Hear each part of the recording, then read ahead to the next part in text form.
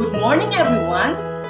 Welcome to the virtual kindergarten moving up ceremony for the academic year 2020-2021. With this year's theme, Strengthening the Quality of Education Amidst COVID-19 Pandemic.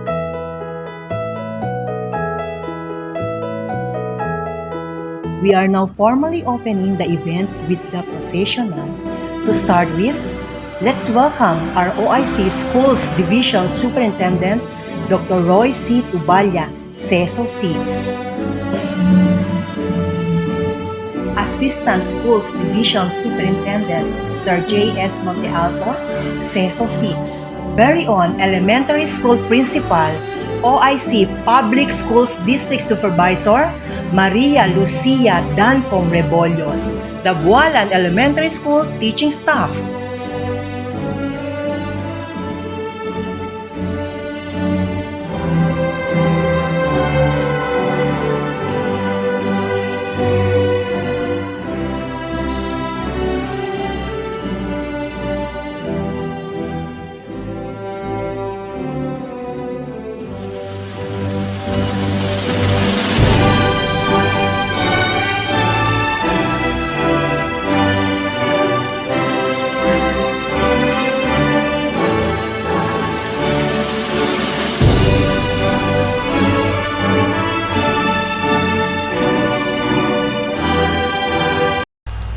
This time, let us pay respect to our motherland by singing the national anthem, to be followed by the doxology, the singing of regional hymn, the vision hymn, and Zamboanga Hermosa. Batang mag-iigaw, peras na sinilaban, alam ng puso, sa dibdib mo'y buhay, lupang hinirang, duyan ka ng matitin, sa manlulupin, di ka pasisiin, sa dagat at tulog, sisimulan, sa langit mong bukaw, magilag ang tula at awit sa paglayang minamahal, ang islat ng watawat mo'y nabubuhay na napilimig, ang bituin ng araw niya, kaya nangaway di magbibigin, lupa ng araw ng buwan, at ipagsinta, tuloy langit sa piling mo. Ang ligaya dapat may mang-aapit, ang mamatay ng dating sa'yo.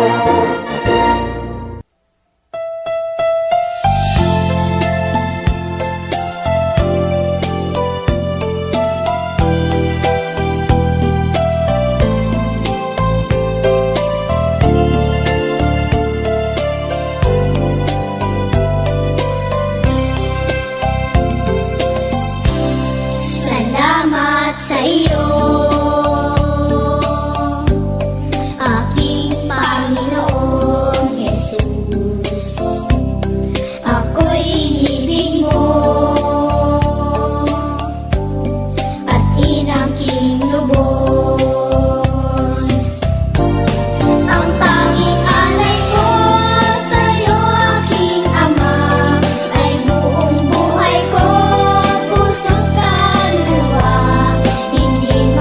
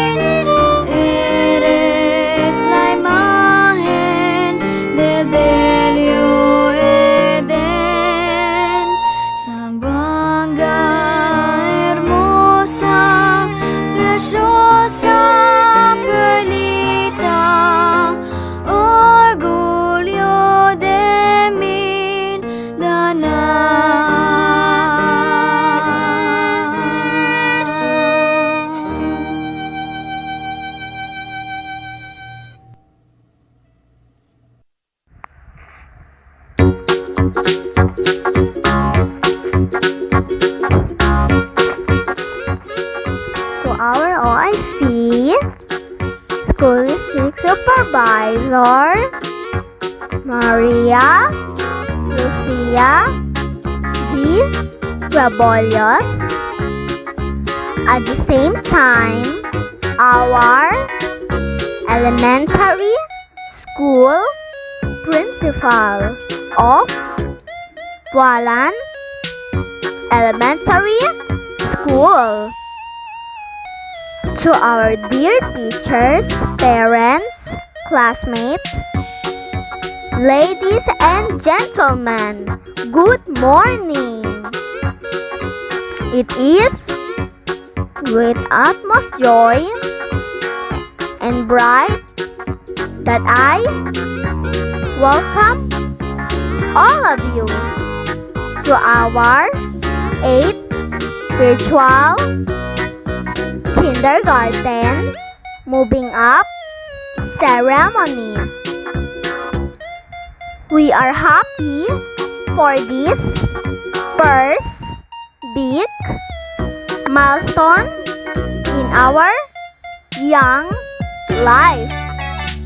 Once again, in behalf of the kindergarten class 2020-2021, I welcome you to our virtual moving up ceremony.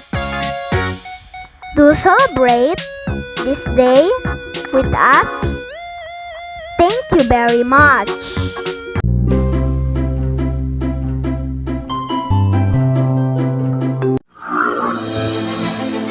Dr. Roy C. Tubalya, Schools Division Superintendent of Zamboanga City, upon the recommendation of the class advisors, I have the honor to present to you 287 candidates for completion, 155 of whom are boys and 132 are girls. I certify that they have satisfactorily completed the requirement as prescribed by the Department of Education for K-12 basic education curriculum.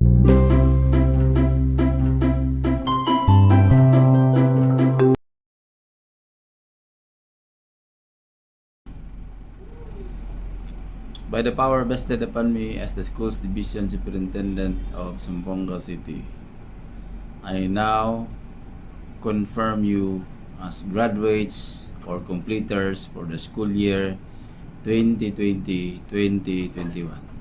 Congratulations to you as well as your parents. God bless everyone. Keep safe.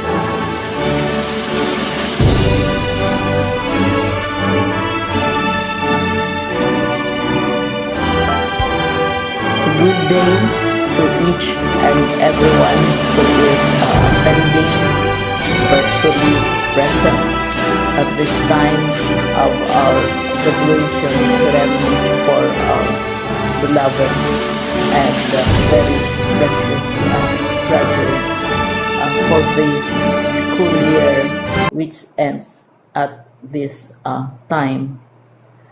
First of all, I'd like to greet the parents and family members without whose sacrifices, whose reminders, and whose participation in the learning process for our graduates have resulted in this culmination program. This year, your role has changed drastically, where we've always believed that the matter of educating our children rests nearly exclusively on our teachers and our staff. This time, you parents, you family members, you who are in the households of our learners have expanded your role and contributed to this wonderful day wherein finally our learners are graduating in this culmination exercise. So congratulations, because this year has not been very easy, has not been a picnic for our teachers, for our family members, as well, especially the parents, mothers, fathers, sisters, brothers, and all who have contributed to the achievement of our learners at this time. So, maraming salamat at congratulations, parents and family members. Mas malaki ang role ninyo at this time compared to earlier graduation exercises. Secondly, I would also like to greet our teachers, without whose very careful review and careful supervision of the work of our pupils and our learners, this event would not be taking place at all. And so thank you, teachers. Your role has also expanded, in addition to seeing to it that the modules are faithfully followed, the assignments are correctly implemented, and the learners are truly learning. And you have had to deal with new ways of assessing the performance also of the learners. So congratulations, teachers, for enduring, for your patience, for your love for our learners, and your willingness to engage in a way and methods of teaching which are different from those which are used to. Assessment must have been especially difficult for you, especially since you were not able to see most of the time our students in face-to-face meetings, and most of the meetings, of course, were virtual. We'd also like to thank the local government units for their interest, for their cooperation, and for their continuing contributions to the needs of education, even as our children do not go to school. Your donations of material as well as financial resources at this time are most welcome, and your advice has been taken seriously not only by our teachers, by our school officials, but also by our officials in the Department of Education. We continually talk with local government units, especially in times of disaster, in times of great need for classrooms, for space, and for responses to unforeseen emergencies. Thank you, local government units. But of course, most of the congratulatory greetings fall on the deserving graduate. Each and every one of you is truly special. You are different from the other graduates who have passed through the portals of your school.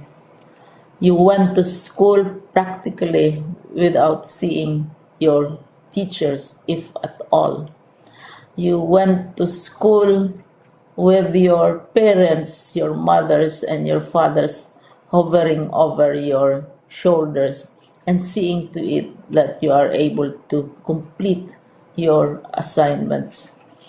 You are completing your studies at a time when examinations and assessments are different.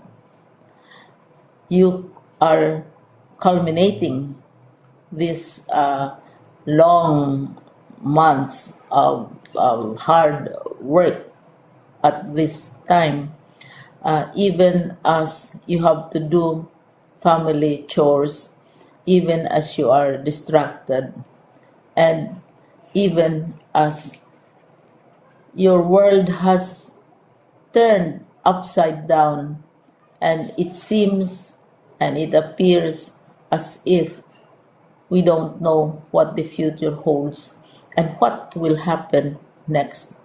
But you have persevered, and now you are ready to graduate. And therefore, you deserve each and every bit of congratulations from us in the Department of Education, from your parents and family members, your teachers, from the officials in local government, as well as in the parent teachers associations. You deserve each and every single congratulatory pat on your back, each hug virtually, of course, and each greeting, which I am sure you are also receiving virtually. I don't know if you will remember this event many years from now.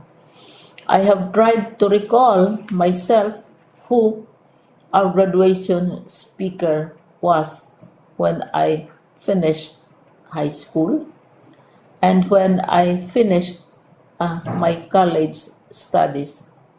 All I remember is that the graduation speaker was someone important, someone who was invited because that someone is supposed to give a message.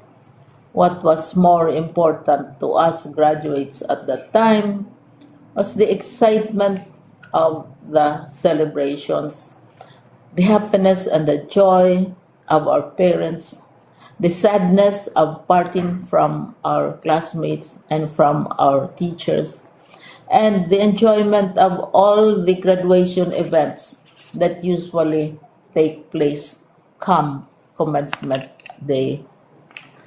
When I was a college student, we had a series of events which were designed to embed in our minds which were designed to help us remember and not forget our days in college.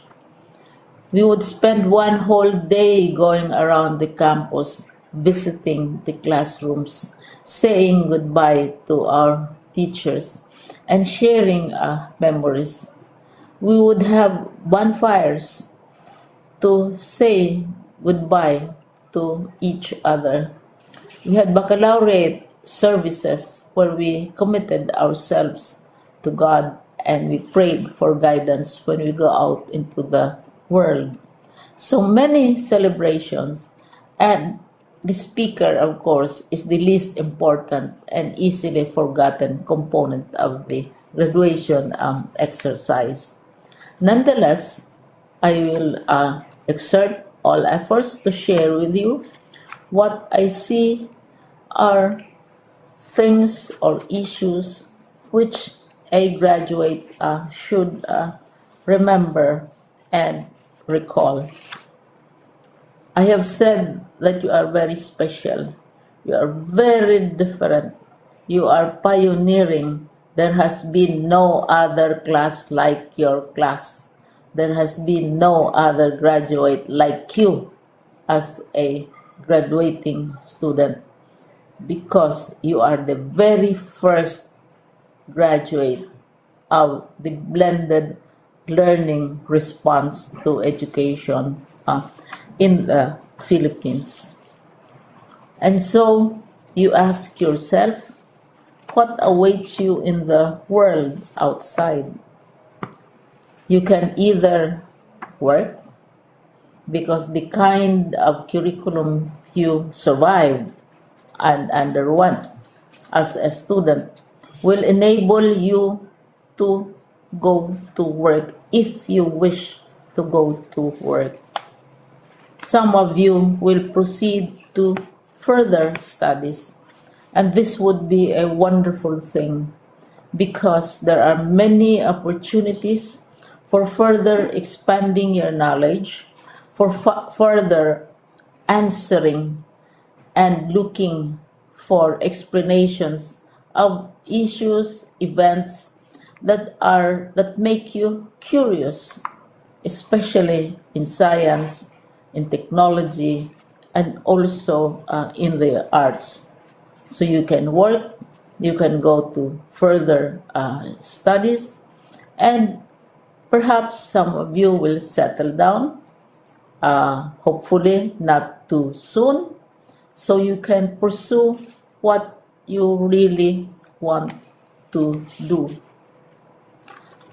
So today, this is why we call this exercise a commencement exercise. It's not the end of our studies. It's not the end of all our efforts with blended learning, with modules, with floods, with earthquakes, and of course with COVID. It's a commencement of doors opening to you. More doors will be opened because you are a graduate. You can work, you can proceed for further studies, you can help your parents, and you can perhaps look for opportunities to do what you have always wanted to do, whether at work, whether at advanced studies, whether at learning more in science and technology, in mathematics, and in the arts. All of these opportunities are available to you. More doors are being opened. I hope you will select the door which arouses your curiosity, the door which will help you know more about this world, and the door which will allow you to contribute to the development of our country and contribute whatever we can to solve our problems and our challenges. Congratulations once more to each and every one of you. Congratulations to you parents, and family members. Congratulations to you, teachers. When I was chair of the board of Silliman University, each time we had graduation ceremonies during the baccalaureate and during commencement itself, I would cry. I would cry because you are sending out into the world a new batch of graduates, and we want to be sure that what is awaiting them is appropriate. We want to be sure that they are ready for what awaits them when they select which door to open. And so, we tell you, go out to the world, do whatever you want to do. God be with you, and be assured that all of us love each and every one of you. Congratulations. My bow of respect to the parents, relatives, friends, and everyone else here in this platform, and most especially to our teachers and our honorees for today, which is our graduates for school year 2020-2021. The theme for our graduation is kalidad ng edukasyon lalong patatagin sa gitna ng pandemya, or in English, strengthening the quality of education amid the COVID-19 pandemic. We have survived yet another year of the COVID-19 pandemic, and with surviving, that means to say that we have fully delivered quality education.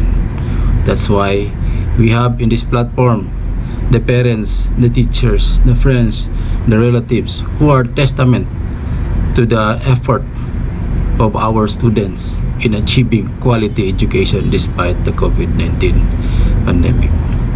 This would not have been made possible without the help of our parents, most especially. It is because in this kind of new normal, as they may call it, our children, our learners learn at home. That is why our parents played a big role in the delivery of quality basic education.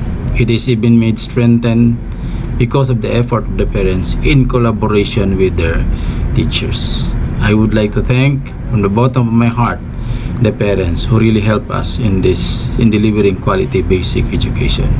Also, not to discount the effort of our teachers with guidance from their school heads, wherein they made possible the delivery of quality basic education in accordance with the Basic Education Learning Continuity Plan, which uses the blended modular distance learning.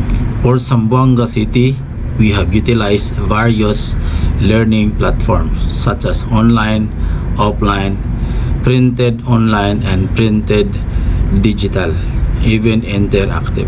We have explored all alternatives. That means to say we have not leave all stone unturned, wherein we have used also to the extent and with thankfulness and gratitude to our partners, especially who made possible the radio-based instruction as well as the TV-based instruction.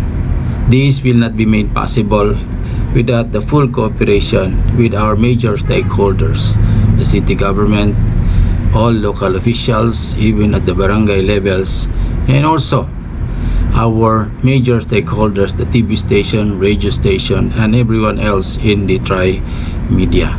Even social media was not spared, especially in the delivery of quality basic education. This is a living testament that in surviving yet another year of new normal type of quality education, the spirit of bayanihan is made alive, wherein everyone pitch in their effort so that our learners can continue on with quality basic education.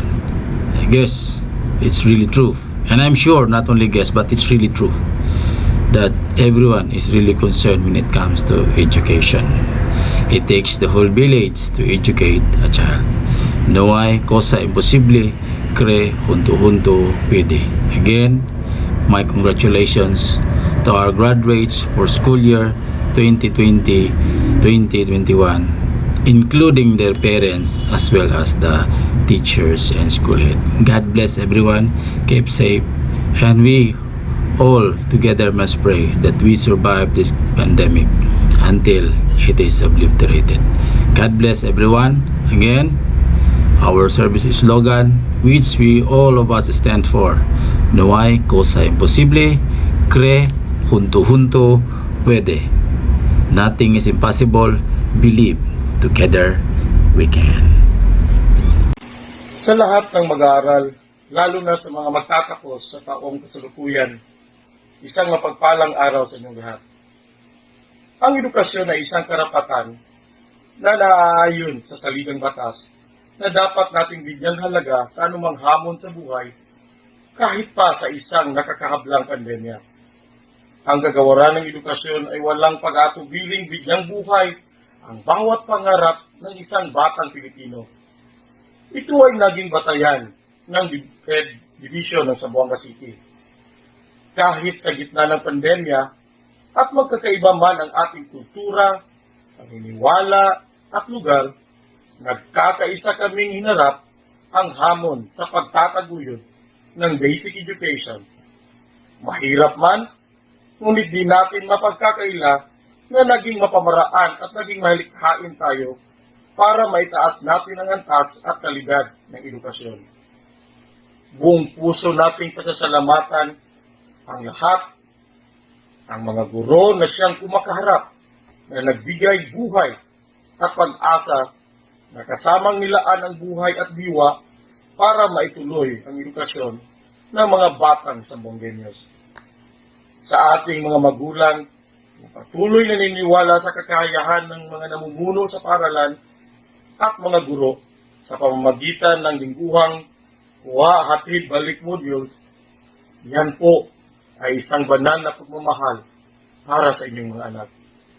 Sa ating mga stakeholders, PTA, private institution, and partners, local officials, lalo na ang LGU sa Zamboanga City, na sa gitna ng aming minsang pag-aalinlangan dahil sa kakulangan ng mapagkukunan, ay bukas lagi ang kanilang mga kamay na iabot lahat ng pangangailangan para sa edukasyon ng mga bata.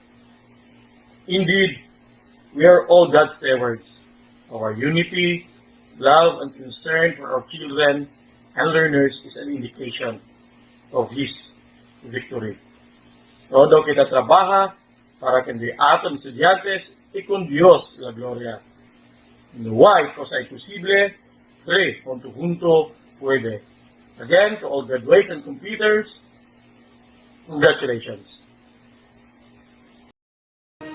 It is with great honor and admiration that I convey my profound felicitation to all the graduates, completers, and all academic awardees for school year 2020-2021. All our beloved parents, guardians, please accept my heartfelt gratitude as your new principal of BOALAN Elementary School. I sincerely appreciate you for doing your best in being efficient and effective partners of the Department of Education in the implementation of the blended modular distance learning. Way back then, we all had our fair shares of worries, doubts, and what-ifs. Timing support and guidance are nothing but a reflection of your unconditional love to your children through the years. True enough, you are all contributors to the fulfillment of the Department of Education's mandate. Sulit. Thank you once again, for this would not have been possible without you. Finally, my salute to the Department of Education officials from our beloved Secretary, Dr. Lenormand Gonzalez, down to the Division Office personnel headed by our school's Division Superintendent, Dr. Roy C. Tuval. for making a firm stand in the opening of classes for school year 2020-2021 in the midst of uncertainty, and the non-teaching staff for providing the highest degree of service. To God be the glory. Believe together. Congratulations, Batch 2021.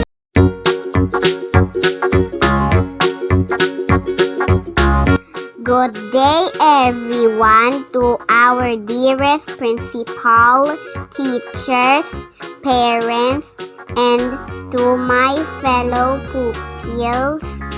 We the completers for school year 2020-2021 are sending our gratitude to all of you here. To our parents, we are always grateful to your support, sacrifices, and love that you render to our beautiful and supportive teachers. I want to say thank you so much for patiently teaching us and tirelessly motivating us to learn. To our classmates, this school year became so delightful because of these memories that we shared when we laugh, sing, and cry together. I will keep them forever and always rejoice with those people who are part of this success and this event. And lastly, to our Almighty God, thank you for guiding and giving us opportunity to live and praise you every day. God bless us all.